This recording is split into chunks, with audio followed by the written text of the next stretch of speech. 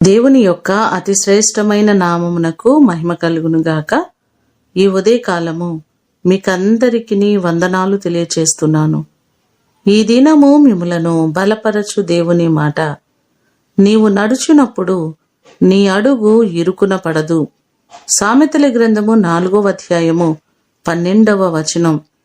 ఈ ఇరుకు అనేటువంటి పరిస్థితి మనకున్నటువంటి కష్టాలను, ఇబ్బందులను, అనారోగ్య సమస్యలను తెలియచేస్తూ ఉంది. కీర్తనలు 4వ కీర్తన 1వ చరణంలో చూస్తే, ఇరుకులో విశాలత కలుగు చేసిన వాడవు నీవే. మనకు విశాలతను కలుగు చేసేవారు ఆయనే.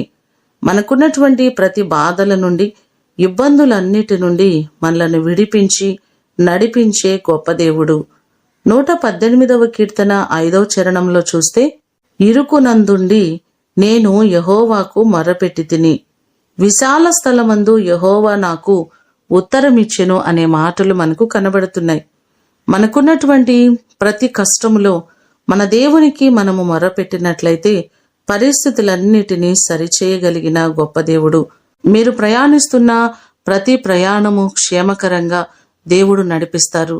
ఈ మాటలు వింటున్న మీకందరికీ దేవుడు క్షేమమును అనుగ్రహించి ఆయన మిమ్మును ఆశీర్వదించునుగాక. ప్రార్థన చేసుకుందాం.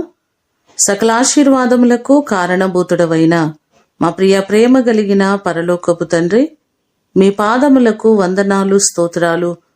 మేము నడుచున్నప్పుడు మా అడుగు ఇరుకున పడదని మీరు సెలవిచ్చారు. మేము వెళ్తున్న ప్రతి ప్రయాణములలో మీరు మాకు క్షేమాన్ని కలుగు చేయండి. మా పనిపాటలన్నిటిలో మీరు తోడుగా ఉండండి. మా ప్రియులెల్లరినీ జ్ఞాపకం చేసుకోండి.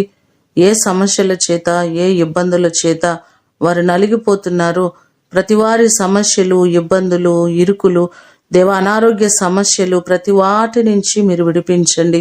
ఈ దినమంతా కూడా మీ సన్నిధి, మీ ప్రసన్నత మా అందరికీ మీరు కలుగు చేయమని యేసు అతి ఘనమైన నామమున అడిగి వేడుకొని పొందియున్నాము తండ్రి. ఆమేన్. దేవుడు మిమ్ములను దీవించునుగాక.